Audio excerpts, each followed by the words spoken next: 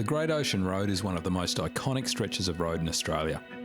Winding its way along 243 kilometres of rugged coastline, it connects townships that were once only accessible by boat or by an arduous journey through hard country. Built in part by returned servicemen, the road is a living memorial to the Victorians who served in World War I and the longest war memorial in the world. 2019 marks 100 years since construction began. Torquay is 95 kilometres from Melbourne and sits at the very beginning of the Great Ocean Road. The Wadawurrung people are the first people of this land. Wadawurrung country is a beautiful country. We were known of the place of water. So we talk about Torquay. It was like a weather station. Our people could stand there and they'll be able to tell if the change of weather was coming across that bay. The Wadawurrung people have lived in this area for thousands of years prior to settlement and continued to live here once settlement occurred. In 1870, campers and fishermen established the first European settlement and called it Spring Creek. In 1892, the town was renamed Torquay after the English seaside township of the same name. Being so close to Melbourne, it quickly became a popular destination. People would come to visit Torquay and they'd picnic, there was fishing, they would holiday here as well, camp, mainly because there was no houses or anything at the time. And from there, the area grew. In 1936, Torquay was named the official start of the Great Ocean Road. The original idea was proposed by the Mayor of Geelong, Howard Hitchcock. His inspiration was in fact a drive through the southwest of France. He saw this winding road that gave views of the ocean, and he wrote back to a friend of his in Victoria saying, "And you'll see where I got my inspiration." He wanted this winding road that followed the coast. The proposed road was to be 100 miles long and would cost around £150,000 to build. And Hitchcock had a vision.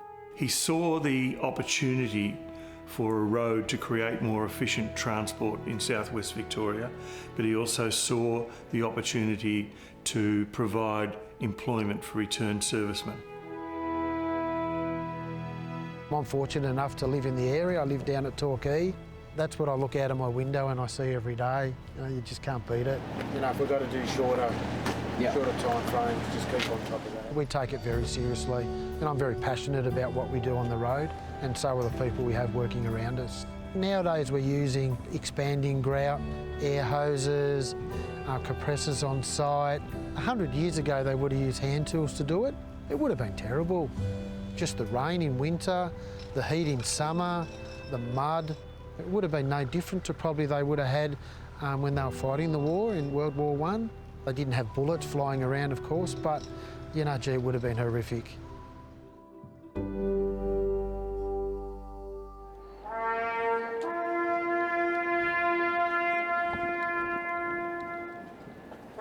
Today, Torquay holds the largest Anzac Day ceremony in Victoria outside of Melbourne, with crowds in the thousands attending every year.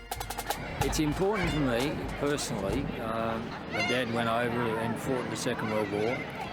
I had a good friend who was killed on Christmas Day in 1972, and he comes back every Anzac Day for a visit. And I just go home and think about him for a while. So it's very important. 20 on heads. 10 heads. Come on, heads. Great spin. Oh, 2 tails! Thanks to the Great Ocean Road, today Torquay is the birthplace of the global surf industry in Australia. In 1969, 4 local surfers set up backyard businesses, making board shorts, wetsuits and surfboards in their back sheds. Today, Quicksilver and Rip Curl are 2 of the most recognised surf brands in the world. Torquay's interesting because it was initially a bit of a holiday destination for people from Geelong. But what happened was people discovered there were fabulous waves here, and the motto for the Torquay Surf Club for a while was Torquay, where waves roll always. And although that might not be 100% true, it's certainly one of the most consistent areas in the world for surf, and that's attracted, obviously, surfers over time. Originally called the Bells Beach Surf Classic, the Rip Curl Pro is a world tour surfing competition that's been held at Bells Beach every Easter since 1962. It's the longest running surfing contest in the world. The best surfers from around the globe travel to the Great Ocean Road to compete in this iconic surfing event.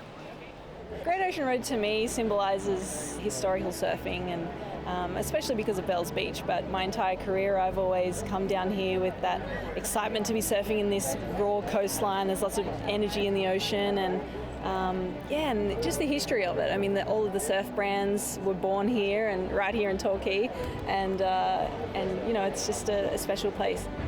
Seek the ultimate ride on world-famous waves. Lace up your boots for the Surf Coast Walk or stroll barefoot along sweeping beaches. Torquay has it all. To hear more stories of the Great Ocean Road, travel west Anglesey or further to Lorne, Wye River and Apollo Bay.